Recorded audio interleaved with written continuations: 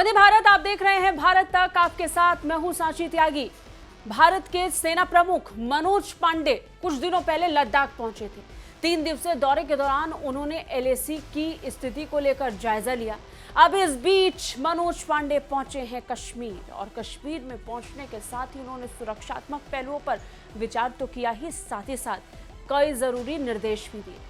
कश्मीर के लिहाज से जनरल मनोज पांडे का कश्मीर में जाना बहुत महत्वपूर्ण है और सुरक्षात्मक पहलुओं को दर्शाने वाला भी प्रतीत हो रहा है, खासतौर पर तब जब सुरक्षा के लिहाज से एलएसी और एलओसी को लेकर कई बड़े फैसले हाल के दिनों में लिए गए हों। सेना प्रमुख जनरल मनोज पांडे रविवार को कश्मीर में नियंत्रण रेखा के पास अग्रिम क्षेत्रों का दौरा करने पहुंचे। उन्हें सुरक्षा स्थिति के बारे में इस दौरान बताया गया। इस बीच आपको ये बता दें कि मनोज पांडे हाल ही में 30 अप्रैल को भारत के नए सेना प्रमुख के तौर पर चुने गए थे, और इसके बाद उन्होंने अपना सबसे पहला दौरा लद्दाख का किया था। लद्दाख के बाद अब वो कश्मीर पहुंचे हैं, जहां पर उन्होंने सुरक्षात्मक पहलुओं पर चर्चा की। सेना के अतिरिक्त जन सूचना निदेशालय ने इस बीच ट्वीट कर जानकारी दी।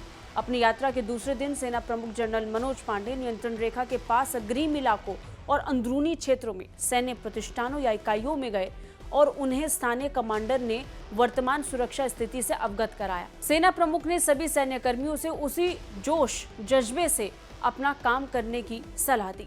इस दौरान सेना प्रमुख ने सैनिकों के साथ बातचीत की थी और उनके उच्च मनोबल की सराहना भी की। इससे पहले सेना प्रमुख जनरल मनोज पांडे ने कहा था कि ये कश्मीर में विकास, शांति और समृद्धि के एक नए युग की शुरुआत है और नियंत्रण रेखा पर सैनिकों को सतर्क रहना चाहिए। बता दें, इससे पहले हाल ही में एलएसी को लेकर एक बड़ा फैसला लिया गया था। फैसले के अनुसार 6 डिवीजन की तैनाती एलएसी में की गई थी।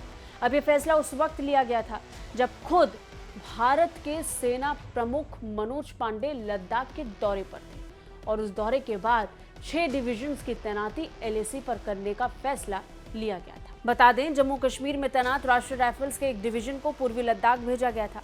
वहां पहले से ही 3 डिवीजन की तैनाती थी। असम के तेजपुर से गजराज को भी पूर्वोत्तर में चीन से मुकाबला करने के लिए भेज दिया गया। असम में अब आतंकवाद निरोधी ऑपरेशन के लिए सेना नहीं है। इस बीच 17 माउंटेन स्ट्राइक डिवीजन को झारखंड में वेस्ट फ्रंट से, पूर्वोत्तर उत्तराखंड से एक स्ट्राइक डिवीजन को सेंट्रल कमांड में लगाया गया था। उत्तर प्रदेश में वेस्टर्न फ्रंट से 2 डिवीजन को लद्दाख में नॉर्दर्न कमांड पर तैनात किया गया, और इस तरीके से ये 6 डिवीजन की तैनाती एलएसी की तरफ की गई है ताकि चीन का मुकाबला किया जा सके।